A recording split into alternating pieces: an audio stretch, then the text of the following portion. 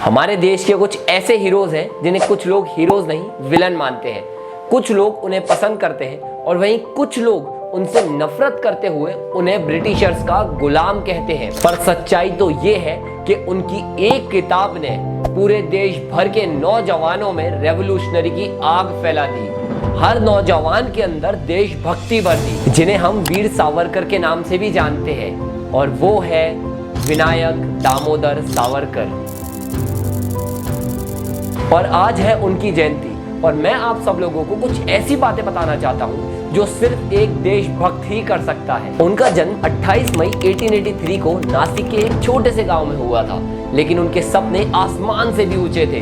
उनका सपना था स्वतंत्र और संपूर्ण भारत। पर बड़े सपने रखने वाले को बड़ी कुर्बानियां भी देनी पड़ती हैं। 9 साल की उम्र में उनकी मदर की डेथ हो जाती है और 12 साल की उम्र में उनके फादर की डेथ हो जाती है, और उन्होंने इस चीज से निकलने के लिए बचपन से ही पोइट्री लिखना शुरू कर दी। वीर सावरकर के अंदर बचपन से ही देशभक्ति की भावना इतनी थी कि हाई स्कूल में उन्होंने और उनके बड़े भाई गणेश दामोदर सावरकर ने मिलकर एक सीक्रेट सोसाइटी स्टार्ट की, जिसका नाम रखा अभिनव भारत सोसाइटी, जिसमें सब लोग मिलकर ब्रिटिशर्स को मारने की और देश को आजाद कराने की प्लानिंग करते थे।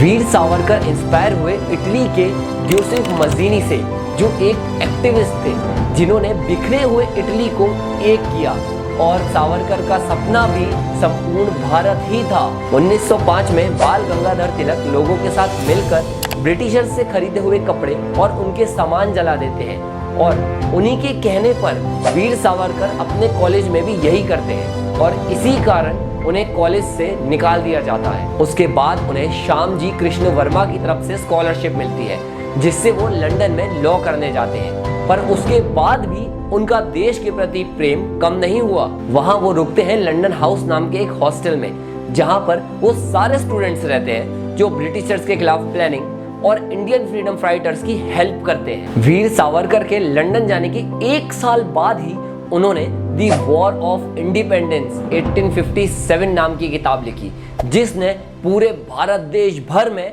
रेवोल्यूशनरी की आग फैला दी। इस किताब से ब्रिटिशर्स को इतना हार्म हो रहा था कि उन लोगों ने इस किताब को ही बैन कर दिया, और उसी समय वीर सावरकर ने मैडम भिकाजी कामा के साथ मिलकर भारत देश का पहला फ्लैग डिजाइन किया, और हमारे आज का तिरंगा उसी का एक वेरिएशन है। फिर 1910 में ब्रिटिश ऑफिसर्स उन्हें अरेस्ट करके इंडिया ले आते हैं। ब्रिटिशर्स का मन बस इससे ही नहीं भरा, वो उन्हें 50 साल की अंडमान में काला पानी की सजा सुना देते हैं, जहां उन्हें बहुत टॉर्चर किया जाता है। अब आप बोलेंगे जेल तो गांधी और नेहरू भी गए थे, सावरकर का जेल जाने में इतना खास क्या है? तो मैं आपको बता दूं, नेहरू और गांधी जी को काला पानी की सजा नहीं हुई थी। ये है नेहरू जी की जेल, ये है गांधी जी की जेल, और ये है सावरकर जी की जेल। पर उन्हें पता था कि उनकी जरूरत देश को जेल के अंदर नहीं, जेल के बाहर है। इसलिए उन्होंने कई बार मर्सी पेटिशन फाइल की,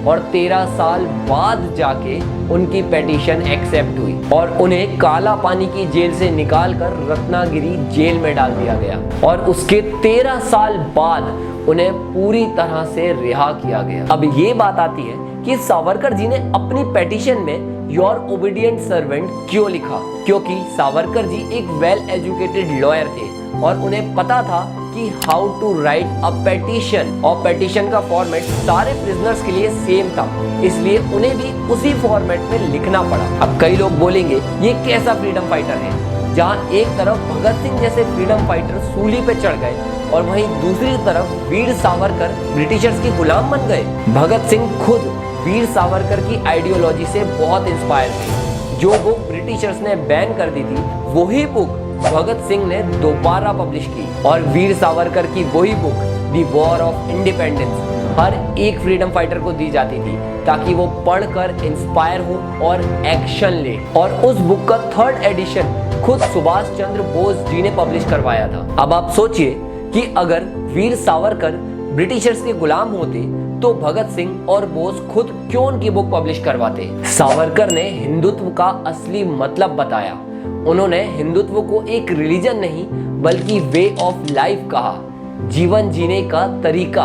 और वहीं 1925 में उनके बड़े भाई गणेश सावरकर ने 4 लोगों के साथ मिलकर आरएसएस की स्थापना की, जो अपने देश से इतना प्यार करता है, अपने देश के लिए काला पानी की सजा काट सकता है, वो अपने देश को 2 हिस्सों में कैसे बांट सकता है? क्योंकि कुछ लोगों का कहना है कि 2 नेशन थ्योरी सावरकर ने ही दी है, पर सबसे पहले 2 नेशन थ्योरी 1887 में सर सैयद अहमद खान ने दी थी, जिन्हें फादर ऑफ पार्टीशन भी कहा जाता है।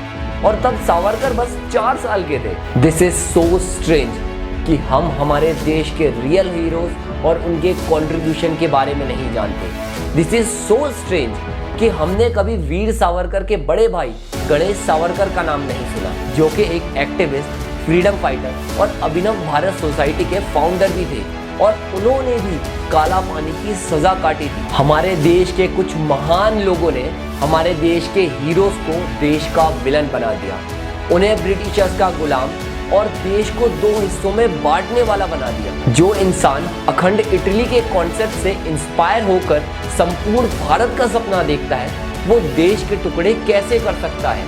सावरकर कहते थे, सिंधु घाटी से लेकर हिंद महासागर तक हम सब एक हैं। इसलिए उन्होंने कहा, Hindutva is more than a religion, Hindutva is a way of life. सोचिएगा जरूर।